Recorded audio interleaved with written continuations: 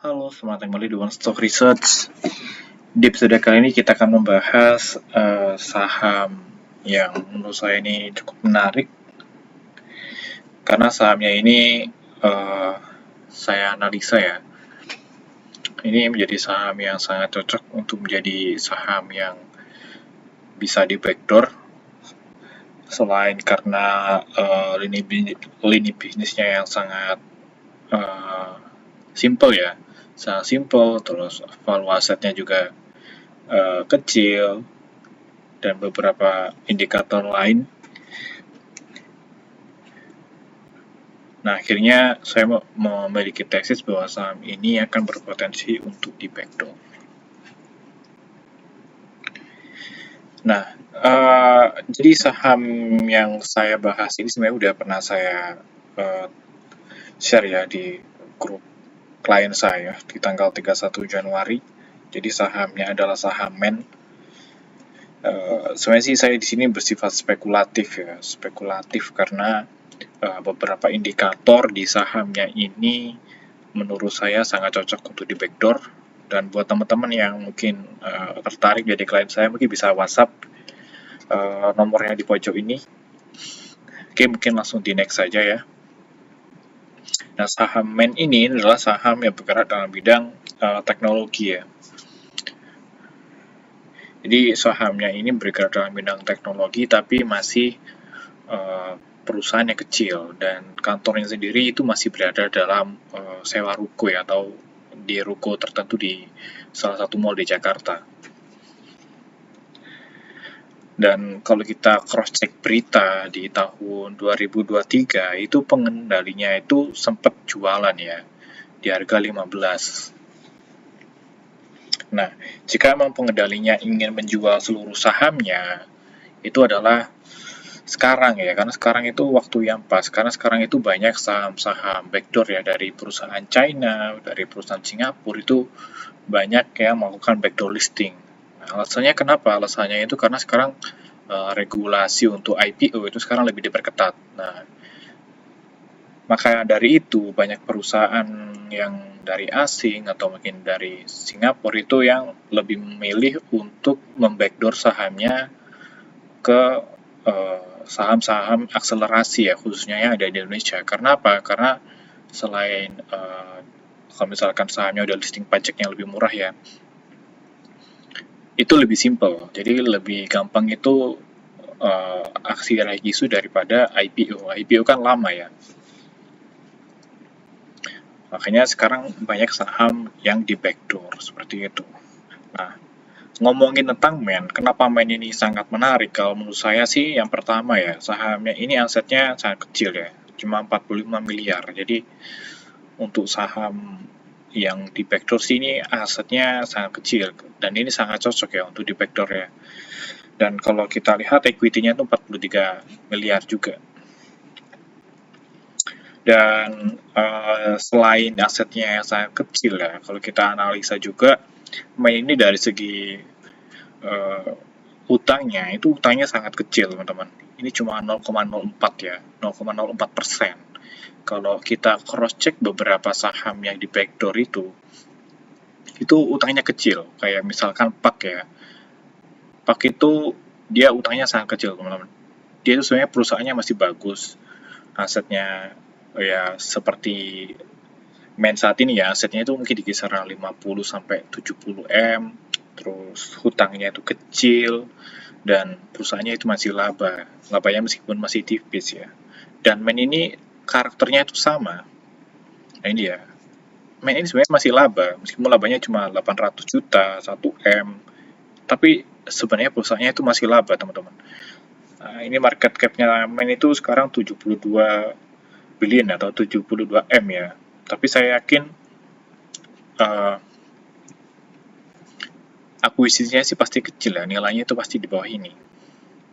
Nah, selain itu, kalau kita cross check lebih dalam lagi ya, saham-saham ketika mau di backdoor listing itu biasanya saham scriptless atau saham yang ada di bursanya itu udah 100%. Dan kalau kita lihat main ini dia tuh sempat ada konversi warkat. Nah, di sini di kisaran bulan September ya, September Oktober dia ini mengkonversi warkatnya.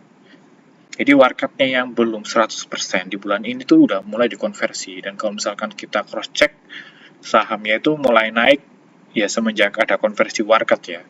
Konversi warkat, jadi orang-orang beranggapan, wah kenapa ini kok warkatnya dikonversi ya? Apakah ada aksi korporasi akuisisi atau seperti apa? Ya. Jadi untuk beberapa syaratnya itu udah hampir terpenuhi ya. Kayak misalkan asetnya kecil, hutangnya itu hampir nggak ada, perusahaannya masih laba, warkatnya dikonversi semua. Jadi ini tuh menurut saya itu saham yang sangat cocok buat di backdoor ya. Karena biasanya orang yang mau beli saham itu cari perusahaan cangkang yang masih bagus.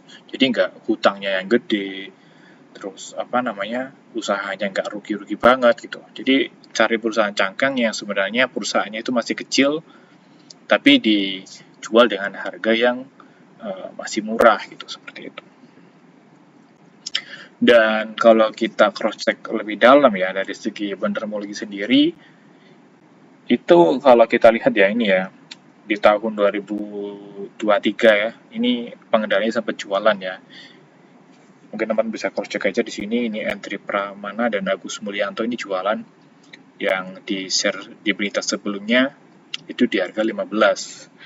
Nah, tiba-tiba di tahun 2025 ya, ini Bapak John Heri Teja ini beli 5%. Nah, ini menjadi salah satu indikator yang menarik ya, karena kalau misalkan teman-teman pahami ya, Bapak John Heri Teja itu bukan orang biasa, teman-teman.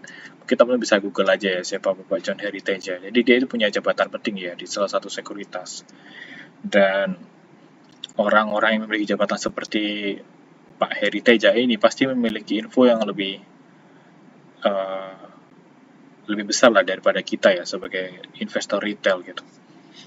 Makanya waktu muncul pembelian ini, saya langsung notice men gitu.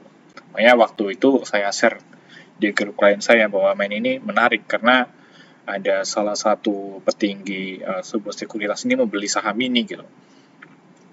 Dan dia itu belinya langsung banyak gitu ya.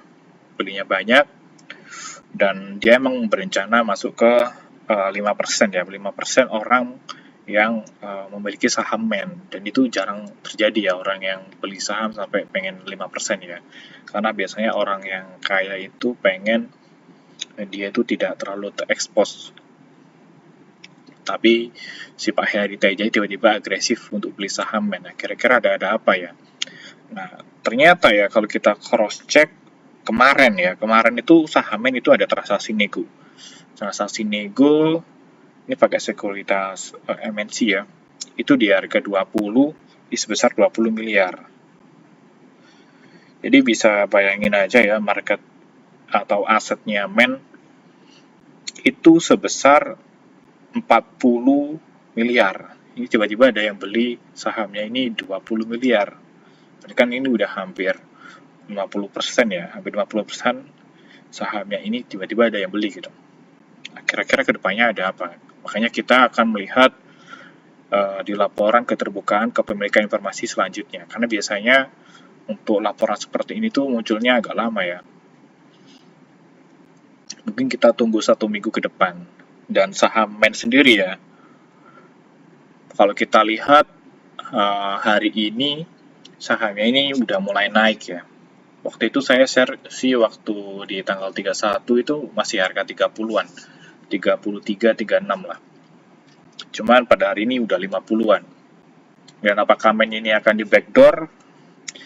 Ya mungkin teman bisa simpulkan sendiri lah, karena saya udah memberikan beberapa ciri-ciri ya saham yang akan di backdoor. Dari yang asetnya rendah, terus hutangnya udah tipis, masih laba, terus biasanya sih saham warkatnya yang tadi ya saya bilang ya, itu script price-nya udah 100%. Dan rata-rata kalau yang saya pelajari itu saham-saham yang di backdoor itu saham akselerasi yang IPO-nya itu kurang dari 3 tahun atau 4 tahun terakhir. Jadi menurut teman-teman nanti saham ini beneran di backdoor apa enggak? Kalau misalkan di backdoor, bakal di backdoor siapa? Mungkin teman-teman bisa tulis aja di kolom komentar. Oke, mungkin itu aja dari saya. Kalau misalkan ada yang mau tanyakan, bisa tulis saja di kolom komentar atau mungkin bisa WhatsApp. Oke, sampai jumpa.